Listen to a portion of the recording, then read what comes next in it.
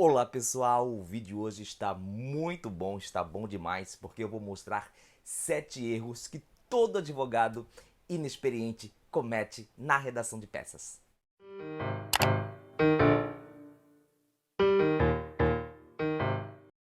Mas primeiro, pessoal, vocês já sabem, se inscrevam no canal caso ainda não sejam inscritos, deixem o like no vídeo, isso é muito importante para mim. Compartilhem também este vídeo nas redes sociais e não se esqueçam de ativar o sininho de notificações, porque assim sempre quando eu postar algum vídeo novo por aqui, vocês serão disso notificados. Simbora então para o vídeo. Hoje eu trouxe, como eu já falei, 7 erros que todo advogado inexperiente comete na redação de peças. O sexto e o sétimo erros, pessoal, estão, ó, geniais. Fiquem até o final do vídeo porque vocês não se arrependerão. Mas primeiro eu tenho que dar uma explicaçãozinha para vocês. Como é que eu sei que esses 7 erros cometidos são cometidos por advogados inexperientes? Pessoal, porque eu constato isso em peças em que o número da ordem, lá na assinaturazinha lá do advogado, é um número pequeno da ordem, né? Então eu chego à conclusão aí que esses erros que eu vou mostrar para vocês são cometidos sim por advogados inexperientes e geralmente a peça é assinada apenas por um advogado, o que demonstra aí também que não tem sociedade. Mas vamos lá, sem mais enrolação, vamos para o primeiro erro cometido pelo advogado inexperiente. E o primeiro erro é usar modelos sem distinguir aspectos fáticos e jurídicos entre os casos, gente.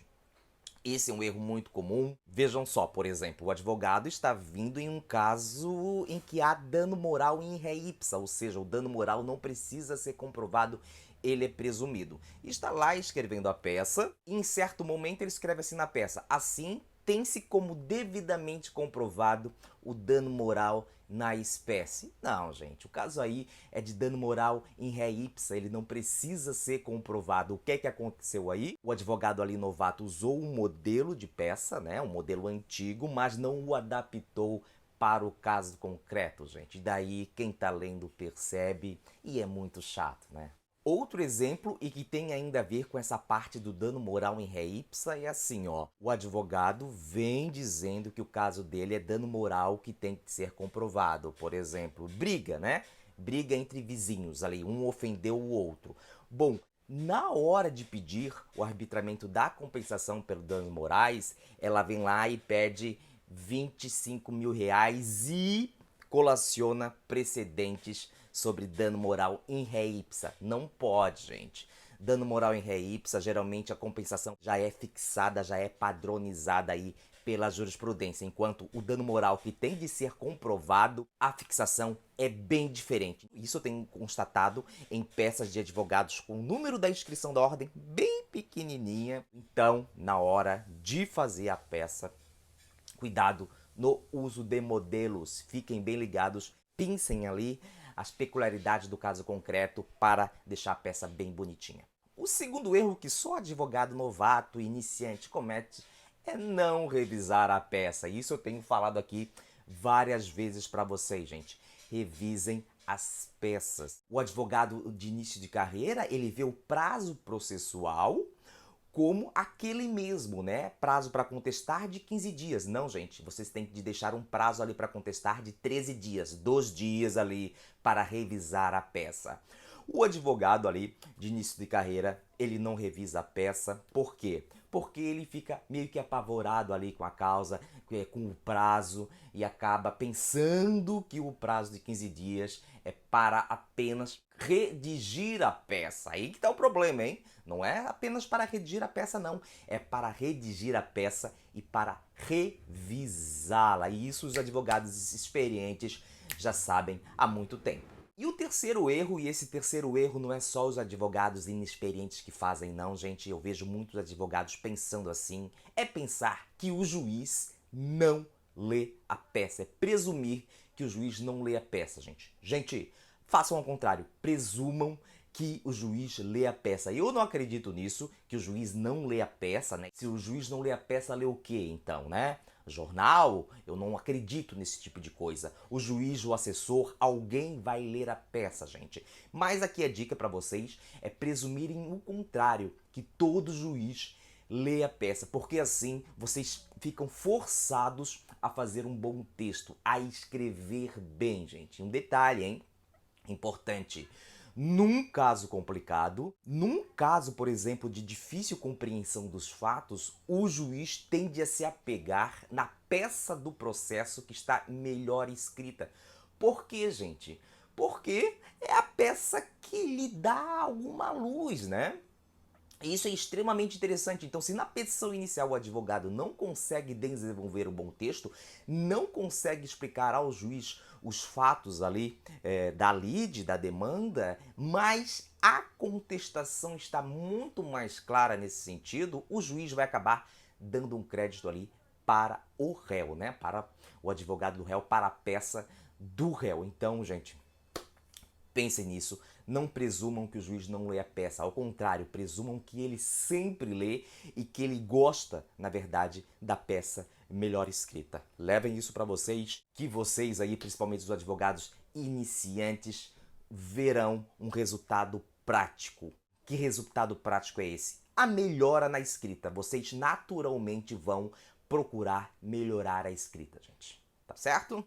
E não se esqueçam de ficar aí até o final, porque o sexto e o sétimo erro, gente, são demais. São erros que eu nunca falei aqui, nem lá no Instagram, hein? Então fiquem até o final. Agora, o quarto erro também é muito interessante. Todo advogado iniciante, na ânsia de que o juiz entenda realmente o seu caso, o que é que ele faz? Ele demonstra os detalhes do caso, pessoal. Demonstra os detalhes do caso. Pessoal, uma qualidade de toda peça processual é a precisão.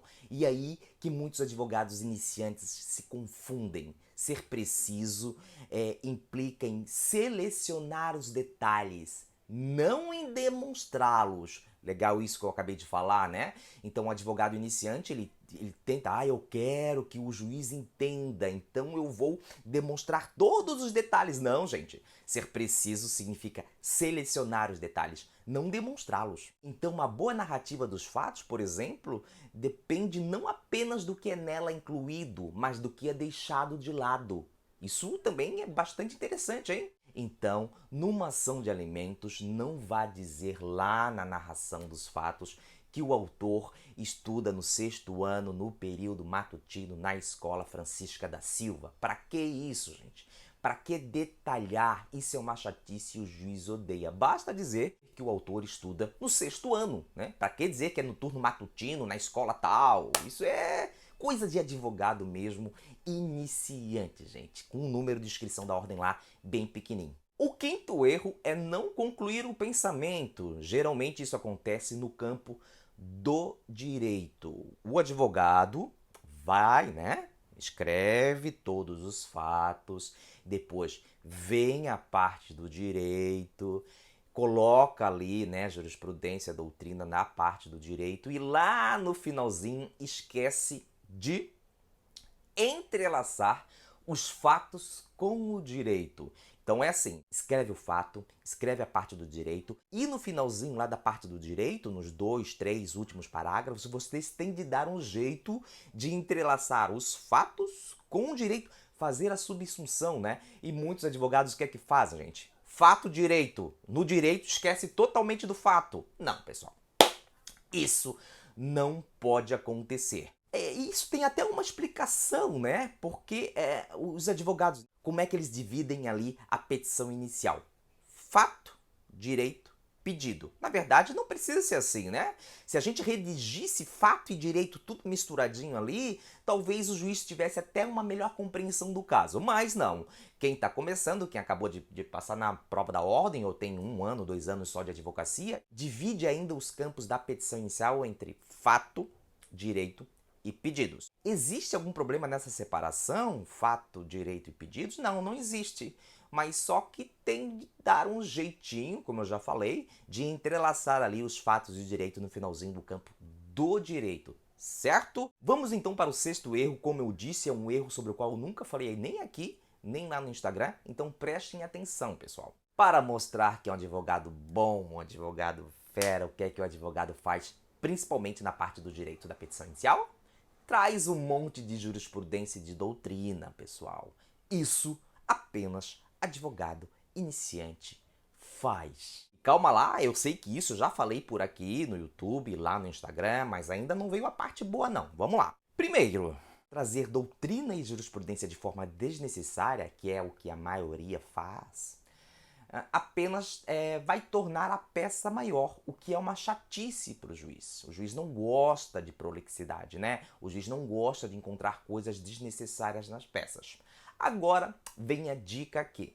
Por conta disso, por conta de eu sempre falar aqui no YouTube e lá no Instagram sobre não colocar de forma desnecessária jurisprudência e doutrina, alguns alunos meus, o que é que estão fazendo? Eles estão simplesmente excluindo doutrina e jurisprudência da parte do direito.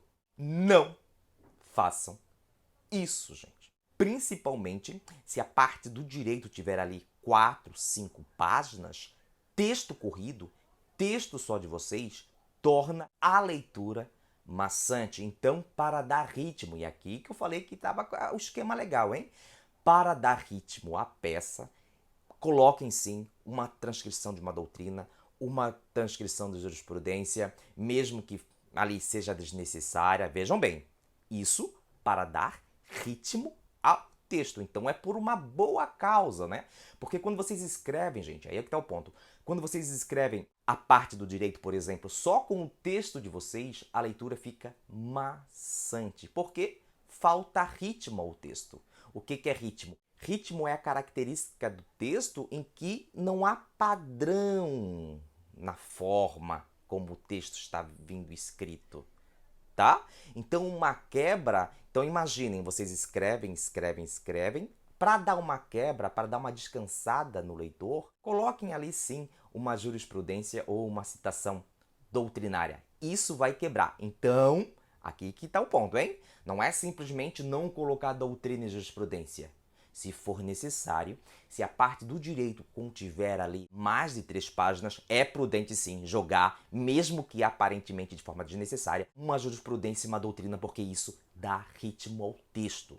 Tá certo? E o 7º erro de todo advogado iniciante, isso eu acho muito legal, por isso que eu falei para vocês ficarem até o final, é não se valer do Instituto da Prevenção, gente. Especialmente na redação de peças recursais. Isso vai influenciar até na hora de vocês colocarem algum elemento visual na peça, né? De vocês aplicarem o visual law na peça. Olha que interessante. Vamos lá. O que é se valer do Instituto da Prevenção em matéria recursal? Vocês entraram com uma ação, lá, procedimento comum, entraram com uma ação. Em tese, o autor ali, ele é uma pessoa abastada, ele não precisa da gratuidade da justiça, né? Ele não necessita do benefício. O que é que vocês farão? Vocês pedirão o benefício da gratuidade da justiça. Isso até que eu estou fazendo agora é uma dica de estratégia para ganhar a causa, né? Não é nem questão de redação. Então vamos lá, o autor não precisa do benefício da gratuidade da justiça, mas vocês pedirão, porque o pedido vai ser negado. O que é que vocês farão? Vocês irão interpor agravo de instrumento, né, gente? Que vai ser, claro, julgado pelo tribunal. Pronto! Pronto! Agora, o relator lá no tribunal ficou prevento, pessoal. Então, possível apelação vai ser distribuída para quem?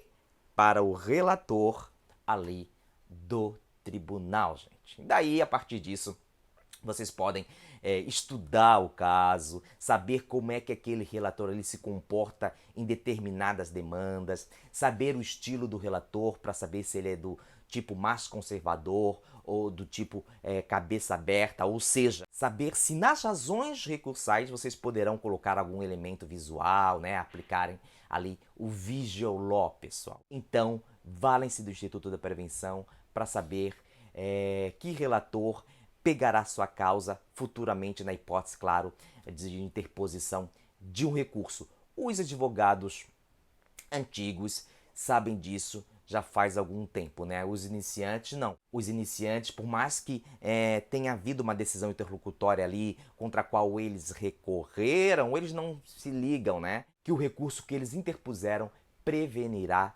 a competência, né, do relator. Então, é isso, gente. Não falei que ia ser legal, principalmente esses 6º e 7º erros? Pois é, Se gostaram, então, gente, comentem, deixem-me saber se vocês estão gostando aqui dos conteúdos que eu produzo. Deixem um like no vídeo, de novo, compartilhem o vídeo nas redes sociais, principalmente aí para os advogados iniciantes, né? E ativem o sininho de notificações. Espero realmente, eu adorei o vídeo, espero realmente que vocês tenham gostado. Vou ficando por aqui. Forte abraço e até mais.